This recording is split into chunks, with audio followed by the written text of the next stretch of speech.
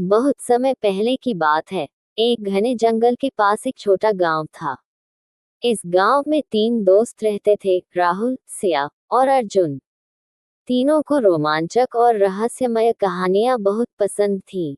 ये कार्टून कहानी उनकी एक ऐसी ही अद्भुत यात्रा के बारे में है। एक दिन उन्होंने गांव के बुजुर्ग दादाजी से एक दिलचस्प कहानी सुनी। दादाजी ने बताया कि जंगल के बीचों बीच एक जादुई झील है, जो किसी को भी अपार धन धान्य दे सकती है। लेकिन उस झील तक पहुंचने के लिए बहुत सारे रहस्यमयी और खतरनाक रास्तों से गुजरना पड़ता है। ये सुनकर तीनों दोस्तों ने निर्णय लिया कि वे इस कार्टून कहानी का हिस्सा बनेंगे और उस झील की यात्रा करेंगे। अगले दिन सुबह सुबह वे अपने बैग पैक करके जंगल की ओर निकल पड़े। जंगल का वातावरण बहुत ही अद्भुत और सजीव था। चारों ओर पक्षियों की चहचहाहट और हवा में ताजगी थी। जैसे जैसे वे आगे बढ़ते गए, जंगल और घना होता गया। इस कार्टून कहानी में उनके साहस को देखकर हर कोई दंग रह जाता। अचानक उन्होंने देखा कि एक विशाल चट्टान उनके रास्ते को रोक रही है। अर्जुन ने सुझाया कि वे चट्टान के ऊपर चढ़कर रास्ता ढूंढें। वे सभी मिलकर चट्टान पर चढ़ गए और दूसरी ओर उतर गए। इस रोमांचक कार्टून कहानी में उनका हर कदम एक नया मोड़ लाता है।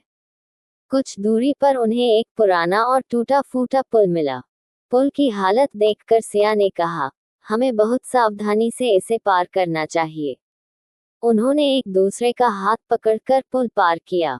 पुल पार करते ही उन्हें एक गुफा दिखाई दी, जिसके अंदर से अजीब सी आवाजें आ रही थी।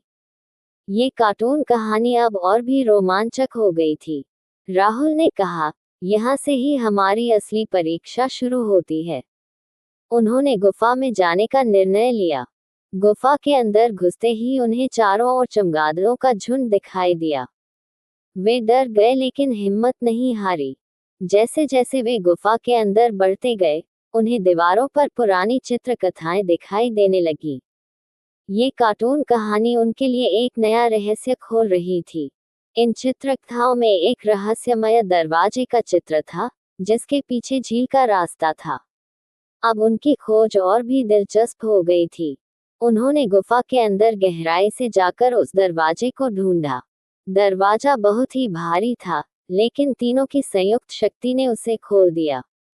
ये कार्टून कहानी अब अपने चरम पर थी। दरवाजा खुलते ही उनकी आंखों के सामने एक अद्भुत दृश्य था, एक झील जो चांदी की तरह चमक रही थी। झील का पानी इतना साफ था कि उसमें तारे भी छवि बनाते नजर आ रहे थे। उन्होंने झील के पास जाकर देखा कि वहां सच में अनगिनत खजाने और अनमोल रत्न बिखरे पड़े थे। इस कार्टून कहानी में खजाने का दृश्य सच में मनमोहक था।